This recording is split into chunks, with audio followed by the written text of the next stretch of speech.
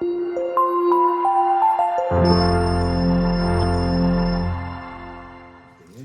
Sai, welcome to our special Wednesday night shiur. Wednesday night.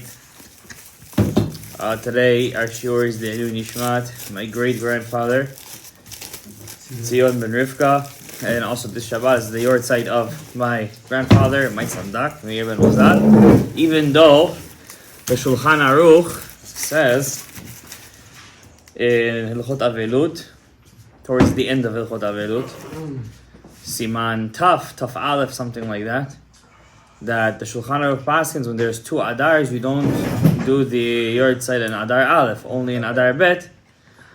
But the Ramah says that you should do it in Adar Aleph. That's what he says over there.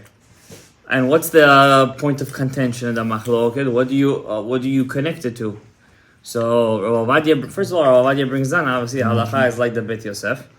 But he said it's like a person that has a bar mitzvah. When a person has a bar mitzvah, if he's born in Adar in a regular year, then when it comes to the month, even though he's 13 really, do you count by months or do you count by year? Right? So 12 months would end in Adar Aleph. Right? So you should do his bar mitzvah in Adar Aleph. But the year ends in Adar because Nisan is the first of the month. So the year ends in Adar Bet. So it's a point of contention in Halacha too. When does he do his bar mitzvah? And Shulchan Aruch paskin that you do it in Adar Bet. The Gemara says an interesting story that we learned in Masechet Pesachim that there was a very big king for Klal Yisrael. His name was Chizkiyahu HaMelech. And Chizkiyahu HaMelech gier atzmot aviv. He took his father Achaz Melech Yehuda and he put him on a bed of thorns and he dragged him across the city to his burial place. And the Chachamim say that Shibchu al zeh. They said he did good. He did good that he did. So the Gemara says, we don't understand. Chizkiyahu HaMelech, Tzadik Yesod Olam, give him some kavod. Give him some kavod. Okay, he was a Rasha. They say Achaz Melech Yehuda. What was his rishut? The Torah just hints at it, but the Torah doesn't really say what was his big rishut. Okay, he did avodah zarah. There wasn't other ones who did avodah zarah. He didn't destroy the Beis Hamikdash, right? So the Gemara hints what was his rishut, and Mefarshim explain he had a very big disdain for Talmidei Chachamim. He didn't like Talmidei Chachamim. It bothered him. Why? He's a king. And suddenly the Torah says, Man Malchei Rabbanan. What is this? Just a guy who learned a couple of blot of Gemara and could open up some Gemara. That's it. He's a king. I'm a king. I come from Shalom HaMelech, from David HaMelech. I'm a king. So he really had a disdain for Talmidei Chachamim. V'sagar batei midrashot ubatei kenesiot. He closed shuls and batei midrashot. Achaz Melech Yehuda. And to add insult to injury, when Achaz Melech Yehuda, when the Assyrian king, the king of Israel, his name was Pekach ben Remaliahu, and the king of Aram, they banded together to destroy the kingdom of Yehuda, the southern kingdom. So the king of Israel, the 10 tribes, banded with the Armenian king, those Armansky, and they banded together to destroy the kingdom of Yehuda. They banded together. And Achaz was very scared. He didn't know what to do. How is Yehuda and one tribe going to fight against the Armenians? Aram, Lavan, how is he going to fight against them? So he says he was very scared, and Hashem sent Isaiah, Yeshayahu HaNavi. He said to Ahaz, he found him feeding his horse in the trough with the water. He caught him, the king. He said, Sir, don't worry. Hashem will make you a miracle. A victory is going to be on you. Hashem is going to send a different force. They're going to get so caught up, they're going to leave you alone. Ask for me a sign. Ask for me a sign is going to come true. And the Isaiah tells Achaz, ask any sign from the heaven, from the earth, you're going to see it's going to come true. What was he telling him? He was telling him, make such a sign that you're going to stop the sun from moving. Hashem is going to do it just to show you, Achaz, that Hashem is real. He was telling him he's going to stop the sun. the day is going to miraculously the earth is going to stop rotating. What does Achaz tell Isaiah? Lo anaseh et Hashem. I don't want to test God. So Isaiah tells him, it's not enough you do avodah zarah. It's not enough you do this. And I'm telling you to ask for a sign. You don't want to? This avera is worse than all the avera that you did. Chilul Hashem. Should have asked for a sign. But he said, I'm going to give you a sign. You're going to have a son. And his name is going to be Pele Yoetz, Aviad Sar Shalom. And he gives him a whole list of names. And this son, by the time he's going to be born, it's going to be such peace in Judah, the people are going to suck honey and milk from their fingers. Like, there's going to be peace. The Kritmachs took this pasuk and they said it's talking about Yoshka. Who is it really talking about? Who do we know it was? Chizkiyahu HaMelech. Because he was the Mashiach. Right? And he says, this son is going to bring peace to Yehuda. And really, that's what happened.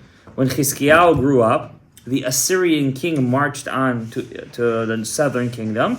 And what night was it that Hashem killed 180,000 generals only? It was the night of Pesach. And he was supposed to be Mashiach Tzidkenu. But then the Torah says, three men, I don't remember all three of them. There were beautiful porcelain bottles, mashal, but inside of them was urine. Rashi says, 3 men. One of them was Cain. Now I remember all 3 of them. One of them was Cain. Cain, God told him, where's your brother? Say, I just killed him. Right? Well, he said, I don't know, am I a escaper, right? What is you? You're a Navi, I'm talking to you. So inside that beautiful porcelain bottle is... Shosha. Exactly. Second one is Bilam. Bilam, God came to him and he said, who are those guys with you? He said, it's the people of Balak. They came to use my services. Mazah, Hashem doesn't know why they came. You rahsha with your ga'ava. Third person is Chizkiyahu HaMelech. What happened? Why is Hashem comparing Chizkiyahu to Cain and Bilam? What kind of crazy connection is that? The Gemara says after the whole miracle happened, Isaiah first comes to Chizkiyahu before the miracle happens and he tells him to fix his father's sin. How? He tells him God's going to make you a miracle. All that army you see surrounding around Yerushalayim, kaput they're going to be. But there's one problem. You need zchuyot. What zchuyot are you missing? You're not married. This was the day before Pesach. So he tells him, okay, give me your daughter. Your daughter has zchuyot. My have zchuyot. Together, we're going to have tzaddikim. At the end, we know what happened. Once he agreed to get married, he took date, the sap, and he put it on his shchin. There was a miracle within a miracle. You don't put date sap on an open wound to heal a person. First of all, he was supposed to die. That was one miracle that God said he's going to live. Second miracle, he used poison to heal him. And Hashem said, ask for a sign. And he told Isaiah, what sign can I ask for Hashem? Who did he ask that same question to? To his father. To his father. Over there, his father didn't ask for a sign. Now Chizkiyahu was going to fix that. What did he say? I want Hashem. It's easy for Hashem to stop the sun. That's easy. The day just gets longer. I want Hashem to rewind the sun. I want it to go back half a day. So it was a mitzvah what he did. Why? He could have just said, okay, stop the day. But he said, I want to fix my father's sin and I want to go back half a day. Why did he say go back? Mefarshim say to do one miracle for him, that was his tikkun, and one miracle to fix what his father didn't do. And like this, he was able to fix the sin of Achaz, Melech Yehuda. He was able to fix him. This it says in the Gemara, Bera mezakeh abba. A son fixes the father, right? That's why Kaddish, when a person dies without a son to say Kaddish, is very bad. People think, the nephew is going to say Kaddish, the brother is going to say Kaddish. It's not true. All these things are b'di'avad and are standing al chut ha'se'ara. Rabbi Akiva says the son has to say Kaddish. The Gemara story was a bera mezakeh abba. To the point Rabbi Ovadia Yosef says, let's say the father was Litai. He was Litvish. And the son became Hasidish. And the father says to the son, you're excommunicated. That's how it was back then. The son became Hasidish and the father was Lithuanian. He used to excommunicate him. And he told him, I don't want you to say Kaddish for me. I don't want you to say Kaddish for me. It's a mitzvah for the son to go against his father's wishes and to still say Kaddish for him. Because no matter what Kaddish anybody will say in the world for him, will not have any koach like the Kaddish. Who's greater than Rabbi Yehuda Aftayeh? Rabbi Yehuda Aftayeh, he was fixing souls. So one soul he had, his name was Yonah.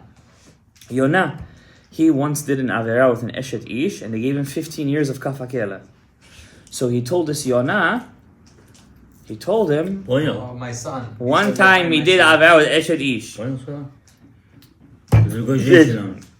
And he said to him, 15 years, he gave him 15 years, he said, I'm going to say for you Kaddish. After he said on him Kaddish, he asked him, no, did I do some Nachat Ruach for you? He's like, I don't really remember. They said, yeah, for a second while I was in Gehinnom, they let me come out for a second and breathe. That was the Nachat Ruach of the Kaddish of Rabbi Yehuda Aftayeh. Because it wasn't his son. It's not his son. It's not his... Now, even if you're the son, you have to know how to say Kaddish correctly. For example, many times people say Kaddish, V'yitchalal, they say. It's V'yithalal, not V'yitchalal. Shemeh d'kudsha berichu.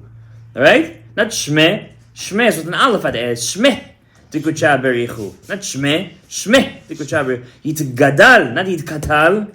Right? Many mistakes people say when saying Kaddish. Also, Kavanah is important. But what's the point? Hashem gave the Jewish people a special zechut that a child is able to make a tikkun for the parent.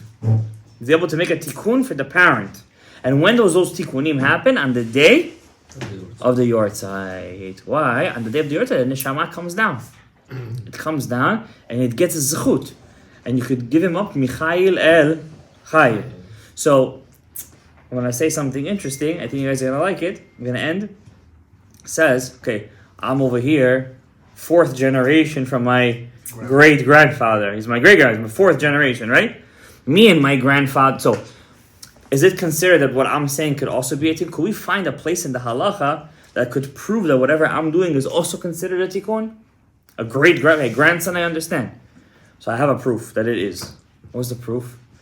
Gemara Masechet Sanhedrin says there are certain people that are pasul to be an ed for somebody else. What are those? Brother, son, cousin. Right? Cousin, 2 cousins to each other, right? Uncle, father's brother, right? All these things are considered. So the Gemara says, what's the criteria? Up till the 3rd generation. Up till the 3rd generation. So me and my father are 1 and 1. Me and my grandfather are 1 and 2. Me and my great-grandfather are what? 1 and 3. 1 and 3. So the Gemara says 1 and 3, you could already become an ed to him. Let's say my great-grandfather was alive and he needed to be a witness. Shulchan Aruch says I could be a witness for him. Oh, wow. But there is one posek who says no. Even the great-grandfather he can't be a witness. He's still considered a descendant from him. Even that's pasul to be a witness, and he still has a connection. Who is that? Rabbeinu Tam. Rabbeinu Tam says even 1 and 3, that's a great-grandchild to a great-grandfather, he's pasul le'edut because he still has that lineage connection with him, and he could. So we see from here that there's still a connection, even 3rd generation away, and you could still do nachat ruach that way. Maybe nachat ruach is neshama. Baruch Adonai le'olam. Amen. I just want to say one thing. I know it's very late, and the rabbi just gave a shiur on Kivud Avim, and I have to go pick up my mother. But yesterday I was going through one of the svarim I had in my bookshelf. It's the Ramak's Sefer He'elima. And over there at the end he has something called, he brings down from Masechet Chibud HaKever. There is a Masechet called Masechet Chibud HaKever.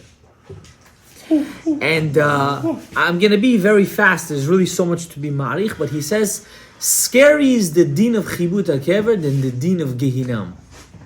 Scary is the judgment of what happens to you right before your death until your neshama in Gehinam. In order to get there, there's three judgments. There's nefesh, ruach, and neshama gets judged. It's wholly separate. But it's even worse in chibut hakever. And how the malach comes and he hits you and he says, what's your name? And you have to remember. So, B'kitzur, how do we get saved from this chibut hakever? And he brings something very, very beautiful, and I think this is very, very important, because if we look at our custom of doing the seudah, how when we do, and how HaKadosh Baruch Hu incorporated the Torah, especially in the Shiva after someone passes away for 7 days, whatever I'm about to tell you, these 7 things that we do, it's a zchut for the met. It's such a zchut for the met that we might even save the deceased from having a chibut hakever. And what are these 5 things? What are these 7 things that a person must do? Uma yaseh v'yatzil medin chibut hakever yeh ohev tzedakot. He has to love to give tzedakah. Ohev tochachot. He has to love rebuke. Ohev gimlut chasadim. He has to love to do gimlut chesed. Umachnis orchim. He has to love to give guests. Litoch beito. Okay, beito litpalel. He has to love to pray with kavanah. These are the things that a person must do. And no, these are the things that he must do. I'll show you after. And he will be saved from chibut hakever. Comes the Shiva, the 7 days of mourning, and comes the Yeshua. What do? What are the things that we do in the Yeshua? What are the things we do? We give the tzedakot by doing a seudah. We do gnut chesed and chasad orchim. We invite everyone in. We go give tochachot. We give musar to people. And what we do is, which is very important, is we're being mavi din tov to the met. And I think it's very important not to be mizalzel in our customs. How now it's becoming that the askarot are in the shul with a small lachaim with the mizonot, and they go home, and they're what are they missing out? They're missing in giving a zchut for the met, and a person can be in chibut hakever din longer than the din of Gehinam. So may this be. I know it's very short time. I'm going to show you after. You can read it here. How in this world there is no free lunch. Yesh din v'yesh dayan for every little thing to the point, to the last millimeter. And may this be a Luni Shmat for my great grandfather and my grandfather. Baruch Adonai L'olam Amen.